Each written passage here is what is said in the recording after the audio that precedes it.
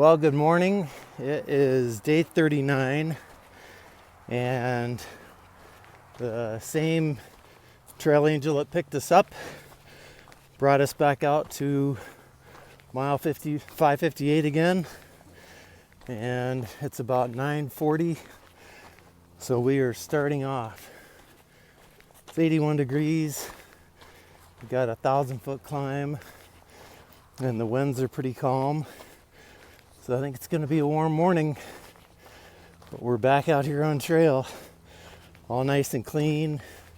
We smell good, which is probably going to last for probably not even an hour. So hope you guys' day is off to a great start. Everybody's having a good day, and we'll talk to you later.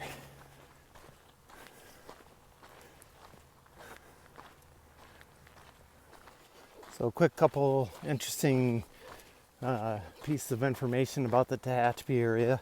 If anybody's seen the movie Wild, this is the Tehachapi Pass, is where Cheryl Strayed started her PCT hike.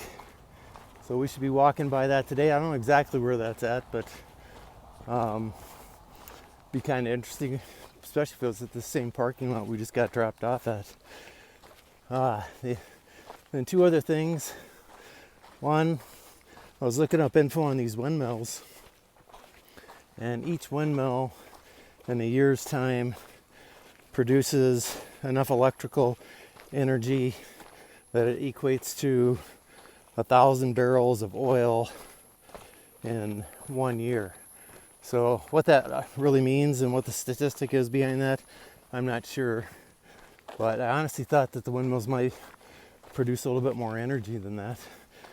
But at the same time, it could be a really high amount. I just don't have anything to measure it by. And then finally, the Tehachapi Loop Railroad is here, which is a 360-degree turn of the railroad, and it's there's like 34 freight trains a day that go through that loop. And if a train is like 54 cars long, it actually crosses underneath itself. So it's pretty much an engineering marvel. And it was designed to help the trains lose/gain altitude over an area without gaining too much speed or actually going too slow. So hopefully we'll get to see that from the trail. I'm kind of interested to see it. Be super cool if there was actually a train going through there. But if you look it up on the internet, it's the Railroad Tehachapi Loop. So one more piece of information I meant to add about the windmills is that the Tehachapi area is one of the largest wind farm areas in the world. There's over 5,000 wind turbines here. So I think that's a pretty incredible number, and part of it is just because of the level of wind. It's very frequent, apparently, that they have 70-mile-an-hour winds through here. So lots of wind power to power the turbines and provide electricity to the California residents.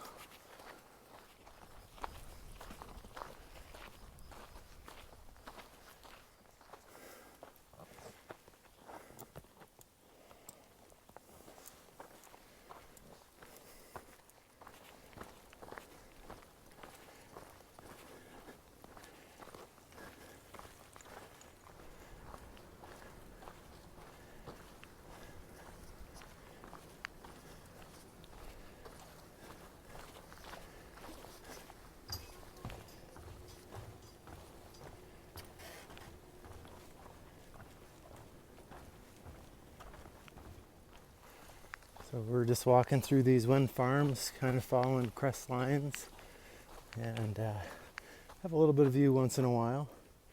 It's definitely pleasant. It's a little warm, but I think it's comfortable.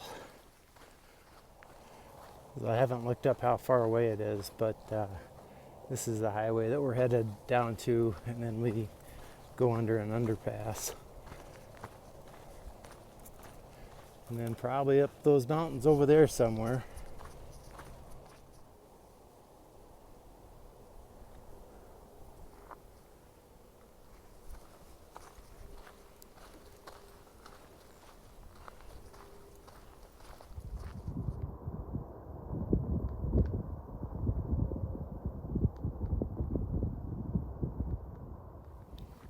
Big groves of Joshua trees. Interesting where they decide they're going to grow, kind of along that wash.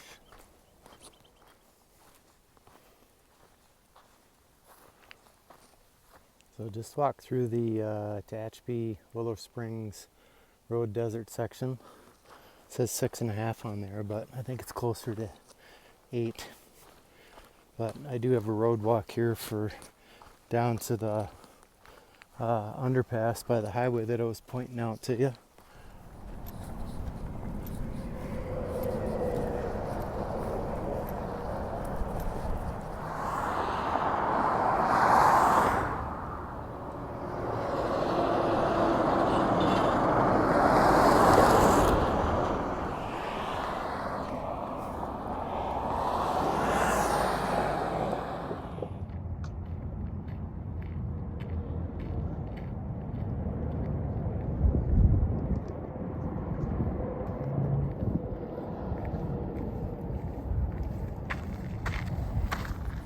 So this is the section that Cheryl Strayed, who wrote the book Wild, which really bumped up the amount of people that are doing the PCT.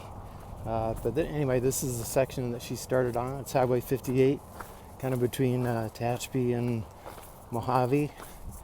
And this is it, kind of cool.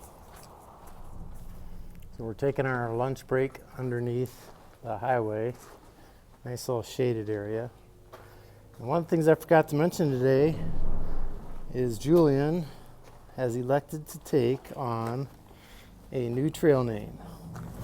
So Julian, what's your new trail name? Young Gun. Young Gun. I like it. You can kind of see that we're all moving slow after lunch. It's kind of funny.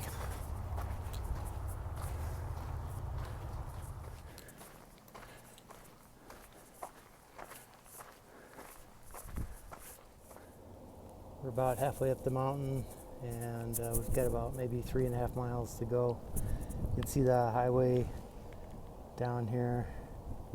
I can get my finger there. Yep, right there. And then the railroad tracks are just beyond that.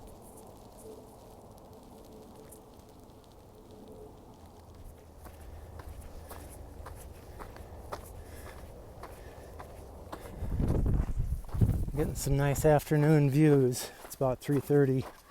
So a few of the shadows are starting to show up.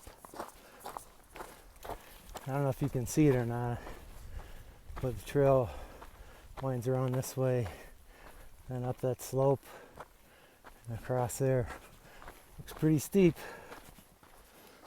I'm within a couple hundred feet of the peak altitude for the day, which is around 6,200 feet.